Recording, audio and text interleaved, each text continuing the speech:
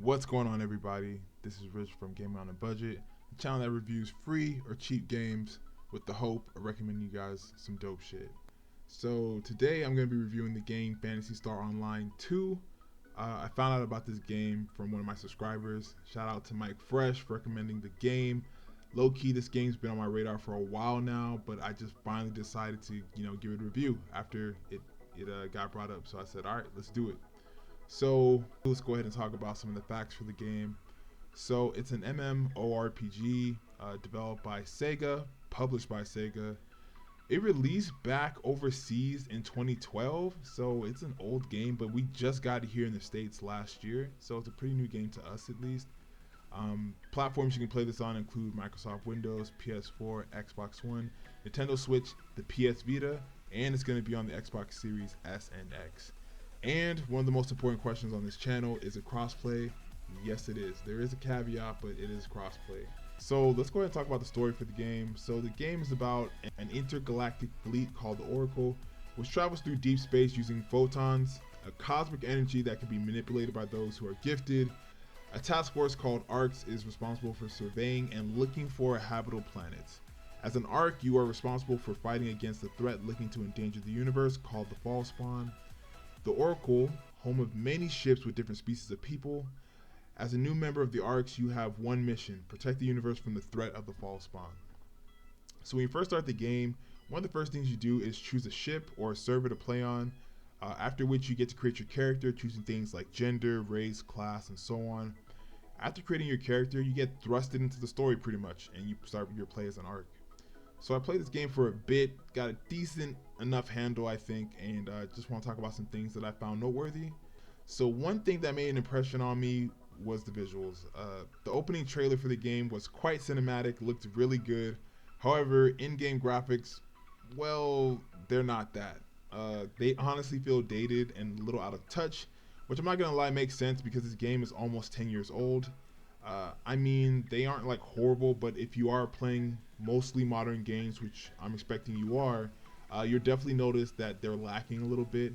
But this is a free game, so you can't expect too much. One of the first places you play is called Navarius, and you can totally see what I'm talking about as far as the environment. Looks kind of, it looks like, like it can use a touch up. But I got used to it and was able to kind of look past it for the most part. Overall, the graphics for this game, I wouldn't say are too great, but it's something you can look past. So the next point is the mechanics. Mechanics wise, this is everything you would expect from an MMO, but let's talk about a few things that I noticed. Creating a character was very satisfying. You were able to pick from 4 main species: humans, Numens, which are bioengineered human elves, castes, which are essentially androids, and then Dumens, or however you say that, which are basically a species that has some fall spawn genes in them. With each species, you can choose your name, gender, class, which includes like gunners and swordsmen and things of that nature. I was super impressed by the customization. You were actually able to fine tune a lot about your character, including voice, face shape, and skin tone. That's something I can really consider a big plus, being that I'm all about diversity. So dope. Combat is real time, which I can appreciate. I never really liked that turn-based combat. To be honest, that shit kind of just, annoyed me. So I really like that it's like real time. Speaking of combat, your weapons obviously reflect what kind of class you are. So my guy has guns because I chose to be like a gunner class. So every character can use photons, which is essentially the magic or mana for the game. It's just some characters, such as the summoner, have pretty cool photon abilities. So he can actually summon this mythical beast to kind of like, mess people up.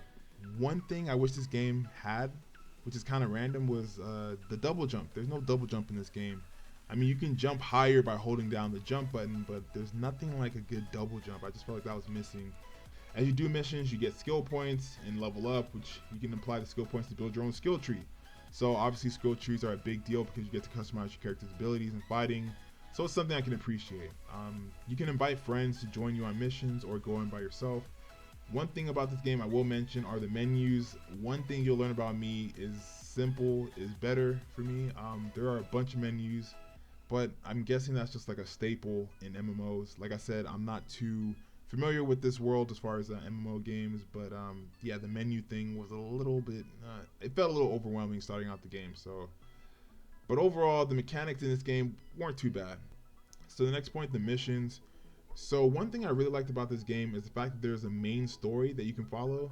Games like Dauntless, where you pretty much just slay monsters with no objective other than collecting materials to upgrade armor and weapons, kind of bugs me. I need structure. I need a game to be kind of linear. I don't mind having side quests and stuff like that, but I'm very much the person who just wants to progress the story. So Phantasy Star Online 2 has all that: main missions, side orders, all that shit. There are also daily challenges and missions you can unlock by getting the season pass and just daily stuff that you can do. I've done missions, and mostly what they were involved visiting a planet, exploring, doing some tasks like collecting items or randomly killing yellow penguin things. That was kind of interesting. Usually you do get like urgent missions that say, hey, you must do this while you're on the planet, and you get to unlock like extra rewards and stuff like that.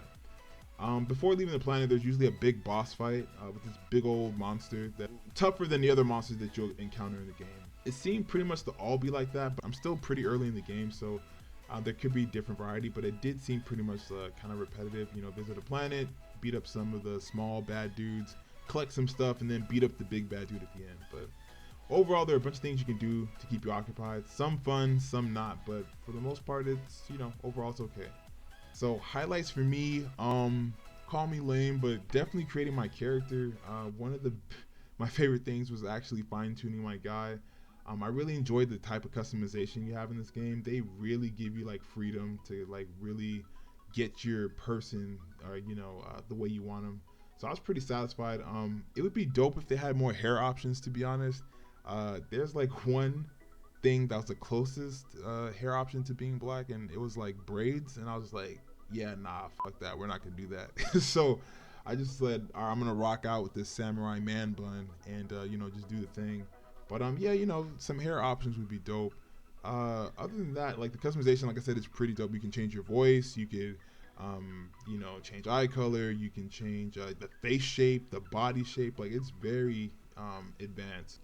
My next highlight probably be the missions, to be honest. To be quite honest, the missions, well, at least from what I played, it's not like super spectacular, but it's definitely something I can see playing with other people, like, and it being a lot more fun. So on a couple of the missions, I actually played with some people online, and it was cool, like having someone to back me up, and like, we were basically grinding. So this is like a game where I can totally, like, if I had a group of friends that wanted to grind out the main story, I think I'd be into it, to be honest. So that's why I think I would enjoy the missions. Otherwise, by myself, I don't think I'd have as much fun, but I feel like that's what MMOs are good for, is like, grinding and doing things with other people. So I thought the combat was all right. It was cool. I like the fact that you can upgrade your weapons. You can actually choose different attacks and stuff like that, and you can really customize your how you want to fight in this game, which is pretty cool.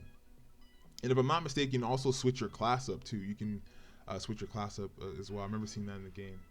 But yeah, like I said, I think this game would probably be best enjoyed with a bunch of friends.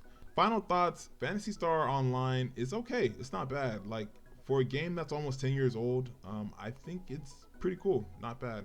I really like the story. I like the idea of the arcs and the Oracle, and like, them basically exploring the universe and taking on the fall spawn and things of that nature. But more importantly, I like the linear, the main story aspect.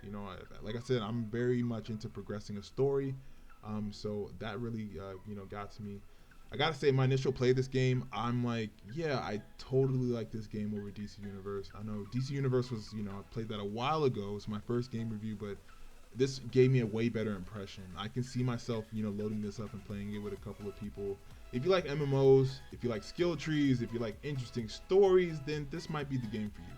So overall, I would give Phantasy Star Online, I'd give it a loose thumbs up, if that makes any sense at all. As always, I gotta ask you guys, what do you think? Have you played Phantasy Star Online 2? If so, tell me what class you're using. Tell me how long you've been playing the game. Let me know what's going on. Tell me all that in the comments.